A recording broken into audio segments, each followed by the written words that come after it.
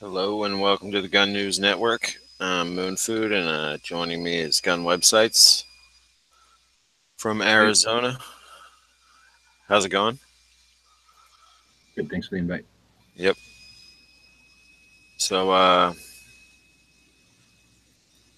you had an article you wanted to share. You can share it on your screen, and I'll turn this off. Okay. So yeah, this is one we talked about. I forgot where I found it here earlier today, but I just found this one earlier today. I think it might have been a Firearms Policy Coalition, or else Mr. Knives over on Gun Channel's linked to it or something. But I found it earlier today, and I just thought it was interesting as I was reading through it. So it's an article on some Tribune somewhere. I don't know if it matters, but wherever this Independence Institute is. Anyway, it's some guy who says how I went from gun hater to Second Amendment advocate. So the title was interesting to me, and I read through it. So I figured it'd be a good article for your show here. So it's just a few paragraphs long, a few small paragraphs, and he basically talks about how he used to be a anti-gun and give money to anti-gun organizations, and today he's a life member of the NRA, and he talks about his transition into it.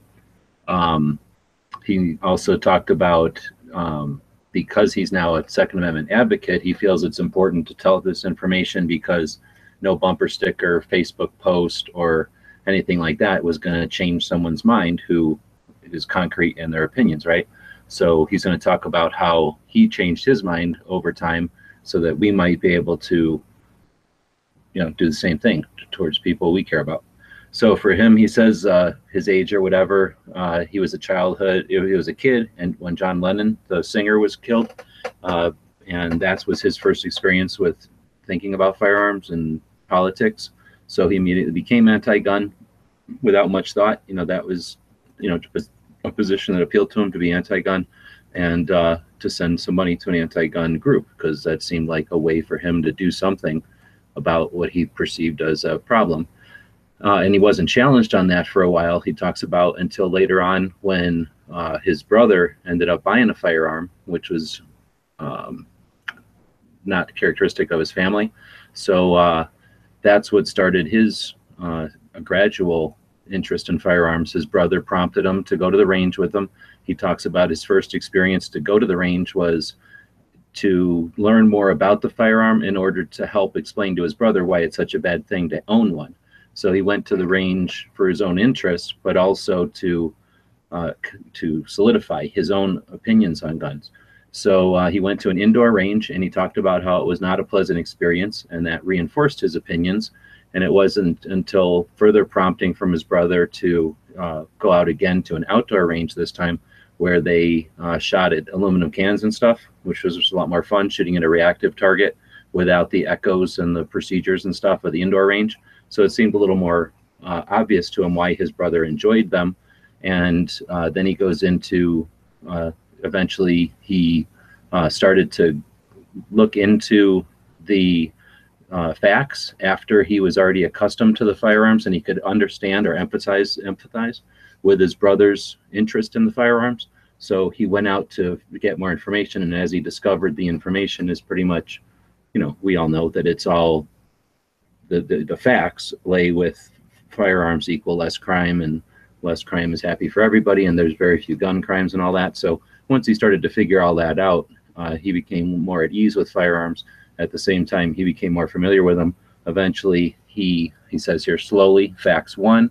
He eventually bought his own rifle. That changed into a collection, and he's hoping that this information can be useful. He says, he concludes with, imagine if every gun owner did what my brother did, take just one person who should know better and help them along on this journey. Some of them might become journalists or elected officials, and have a more rational position on guns. So I'll link to the article there. It's not a very long read, but I think it does give some insight to things like taking somebody to the indoor range, being kind of not loud and noisy and not necessarily the best environment. That's good insight. And also the idea that you're not just going to change somebody's mind. It's going to take your example and your urging to slowly move them along And with that in mind, you probably don't need to get frustrated if the first time you take somebody to the range, you don't change their mind. It's not a failure on your side. It's just a gradual process. Yeah, I like the article too. I think it's a good example, and there's probably a million people out there just like him, because I'm one of them. I was raised kind of brainwashed by my mom and around my sisters.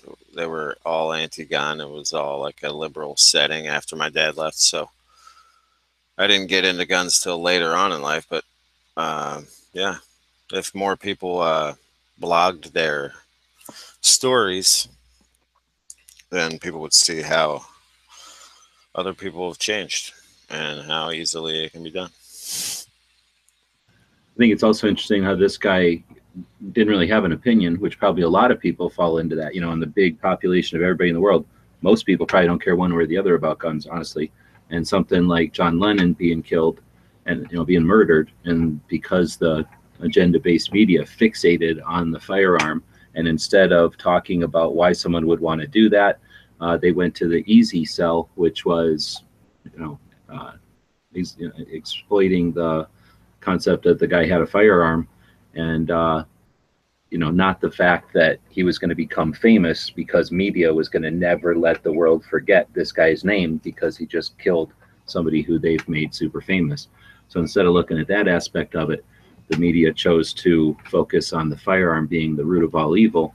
And this guy who had no real opinion until then basically sort of came to the conclusion that firearms must be bad. And it's interesting that even now, the way he words it, with a pro Second Amendment advocacy point of view, he still words it that way because that's the way it, he felt like he came to that conclusion, when it's obviously, well, at least from my perspective, it seems to be an engineered conclusion based on the limited facts that they give you. They tell you what they want to tell you so that you come to the conclusion they engineer. In this case, that guns are the bad problem every time there's a tragedy. Right, and it seems like it takes a certain kind of person that's willing to concede their previous position and seek out the truth and change their position based on that because they have principles. I mean, I think that's a big part of it. That's a great point. Maybe one way to get at somebody who is being bullheaded is just to bring up that point. It's like, oh, well, I guess you're not willing to talk because you can't change your mind. You don't have the ability to be enlightened. You can't listen to anybody else's perspective on this. Right. Challenging. Anyway, I think that was a neat thing. Thanks for letting me take time to put it on the show. Yeah, no problem. Thanks for joining me, and thanks for the contributions to the channel in the artwork. He made that logo. That's me. Yeah, no problem. So I'm going to try to screen share, but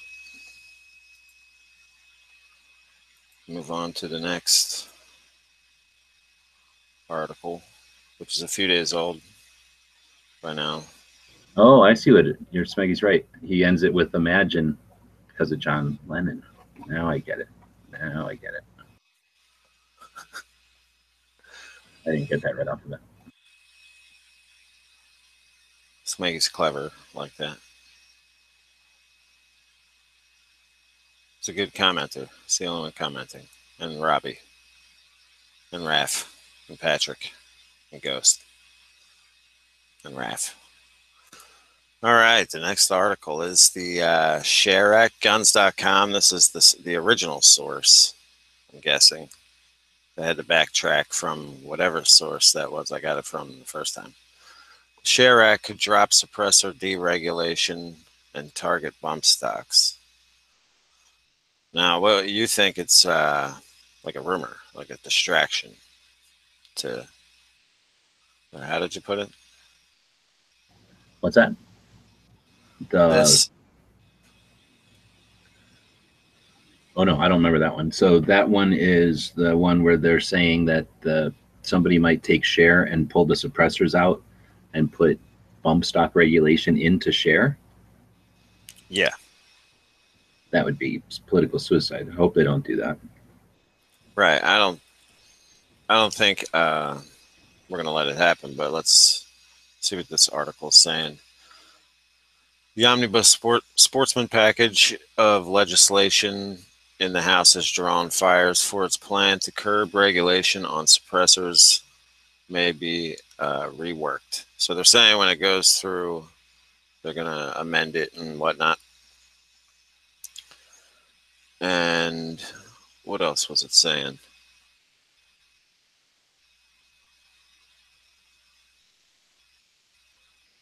Yeah, out of the current 16 sections of the Share Act, removing suppressors from the National Firearms Control. That's the most divisive of the parts of the Share Act since it's been added, I guess. Do you have a link to that one? Yeah.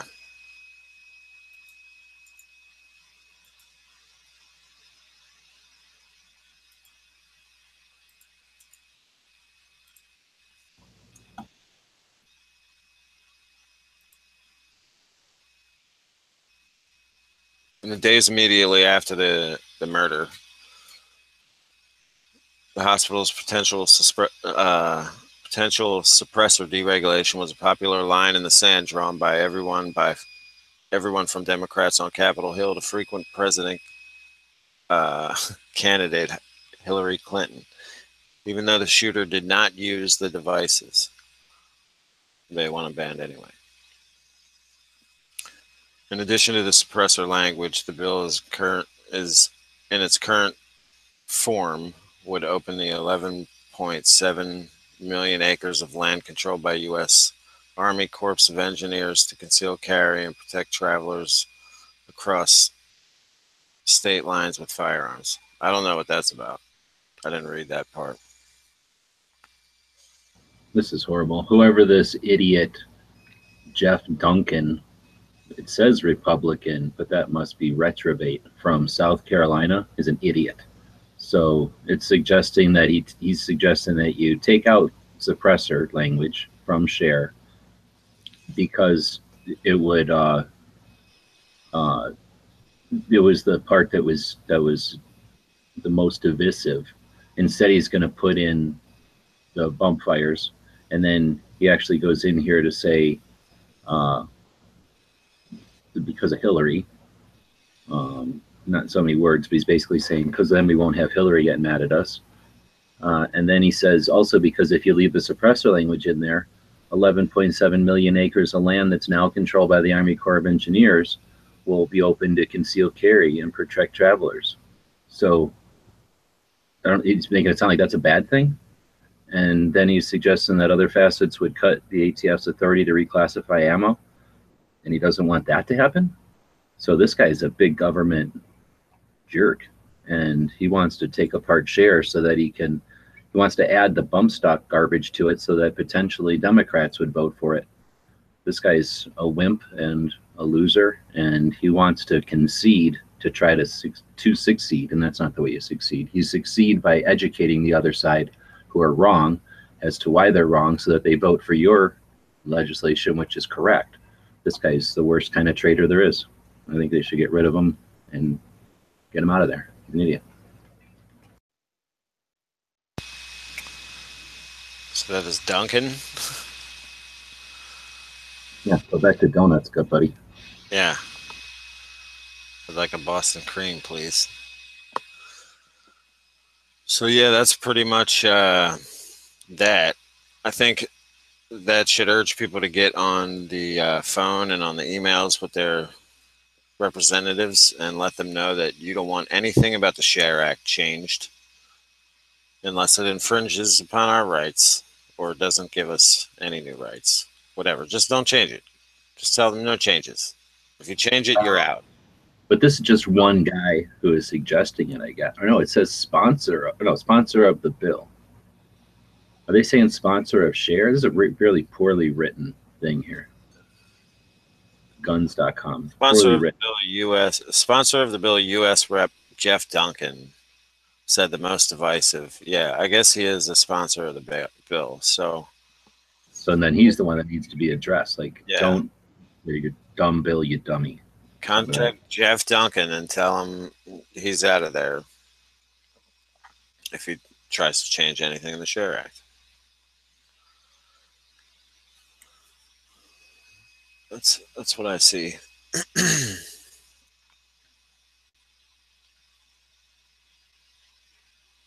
Thoughts are just escaping my head as I think of them. So I guess we'll end this article. But remember to contact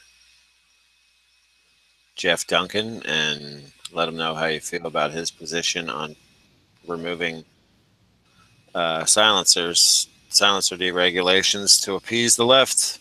Yeah, doom on this guy additionally because now we can't just simply say the single message bring back share because now we have to qualify it because of this idiot and say bring back share in its semi-original configuration with the Hearing Protection Act attached to it.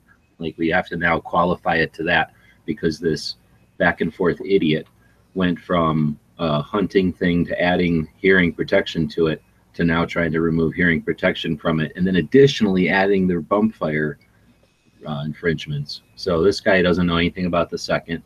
He probably only did this as a publicity stunt. Now he's regretting it, obviously, because he doesn't know which way to stand on it. And, yeah, this is a good exercise, I would say, to talk to a guy and call him out for being a sellout before the fact and in the middle of it and probably after the fact. I'll give you a little bit of time to write down that name, U.S. Rep Jeff Duncan. And then we'll move on to the last thing of the day. And this is what I promised earlier in the chat was what would happen if a Ruger SR9 had sex with a HKP30, I think I said. And it's IWI reveals a new pistol, new Masada 9 striker-fired pistol. Can't really see it right there, but that's where I kind of got the idea on of what it looked like on Instagram.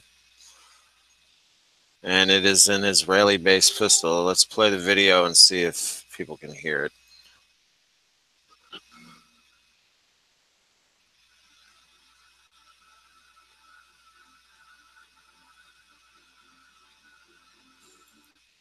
All right, I saw the frame and it looked kind of Glockish.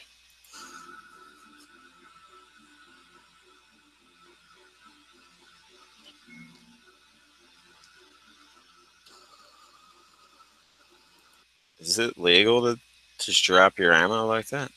Just spill it over? In Israel. I guess.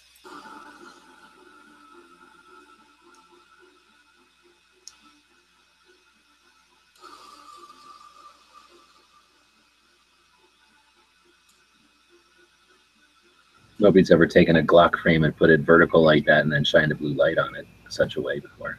Nope. Oh, you're locked on my screen, by the way. Nobody can see this except they're in a little tiny thumbnail. Oh, okay. They're not even aware of the low bore axis. let me, yeah, they're missing it. They're missing out. Sorry for the technical difficulty. But yeah. People had texted me, said they want their time back and their money back.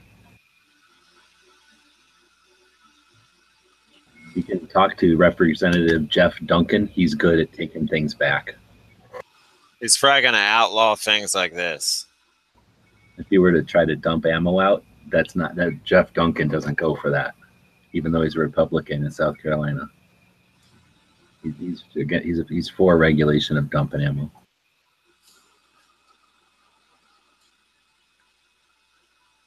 Israeli draw.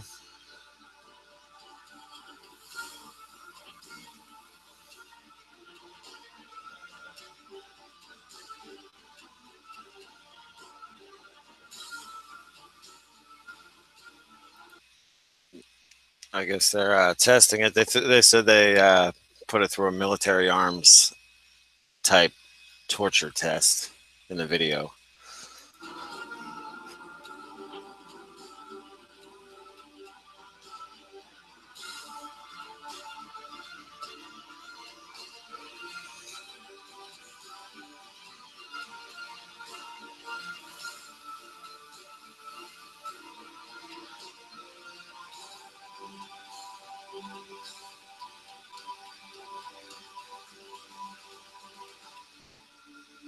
Note the cheap Serpa,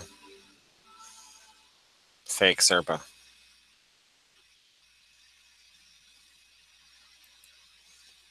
So it seemed to be modular. I mean, it's got that going for it.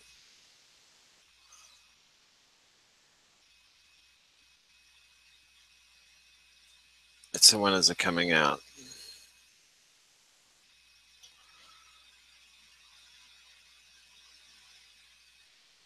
All right, it will be available in Sniper Gray, OD Green, Black, and Flat Dark Earth. That's good. If anybody doesn't realize yet that, or follow me on Instagram, then they would know that I'm a huge fan of striker fire pistols that just come out and I buy them. But it's got to be when they just come out. So if I wasn't alive yet and I wasn't old enough to buy it, I probably don't have it.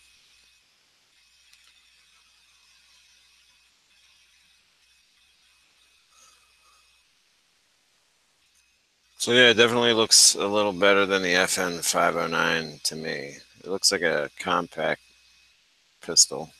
I guess they don't have pictures of it. They just have that video. That's where I get the. So we can pause it. There's all that.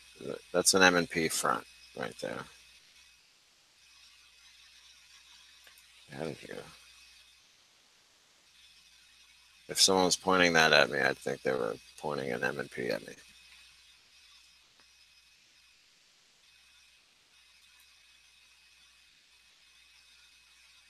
Hmm. That looks like a lot of rise. Guess that's a good picture. The controls look semi-minimal with pot metal looking slide lock, slide stop, and takedown lever. I don't know. Do you think there's more room on the market for more striker fire pistols? I think there's never enough. Uh, I guess if you think of them like Matchbox cars, then sure. But like need for them, like practical need, no, they're not doing anything. But as far as what do you call like ergonomic and visual appeal, then yeah, they'll keep making them. People's tastes will change and they'll come up with different mods. This one's basically the same old, same old. It's not like the what's that Hudson thing or like the Silencer Co one where they're like integrating the suppressor or else moving the 4-axis the other way so they can, I don't know, create a little even more Springfield Armory looking gun. yeah, nothing about it is new, seems new or revolutionary or anything like that. It seems like it was built for a military trial that it just never went to because it's modular. At this point, it's like there's a bunch of things like front serrations and accessory rails, oversized triggers, and sights and things that they've just gone through the variables of those characteristics and chosen a bunch of them to put together. So it's got a bigger thing than this gun. It's got more of this than that other gun. So maybe you'll like this gun better. So I guess for some people, what do these things cost? $300 to $500, 3 to 6 or 7 maybe for the highest end ones. That's not that big a deal. Somebody could buy one of these once a year easily, if not more often. And in that case, yeah, they'll keep selling them. There's 350 million people in this country. 10 million of them are buying guns. They do lose them or break them eventually. So some people are replacing them. But I think stuff like this is because you're like, oh, I wish I had this gun with, with just that other feature, the ambidextrous this or the oversized that. And then somebody comes out with a gun that offers just the combo you're looking for. Right. I think it's a good thing for variety because a lot of people complain. The reason why I asked that previous question was because a lot of people complain like, oh, we don't need another striker fire pistol on the market. Just what we needed, another Glock or whatever, blah blah blah. But I like the diversity and getting the right combination of what you want. I mean, I'm always probably going to carry a Glock, but a lot of these other guns that I buy feel real good in your hand or have a great trigger. They're all a little different, and I think that's why it's good, and they should keep making new and try to improve at least on something.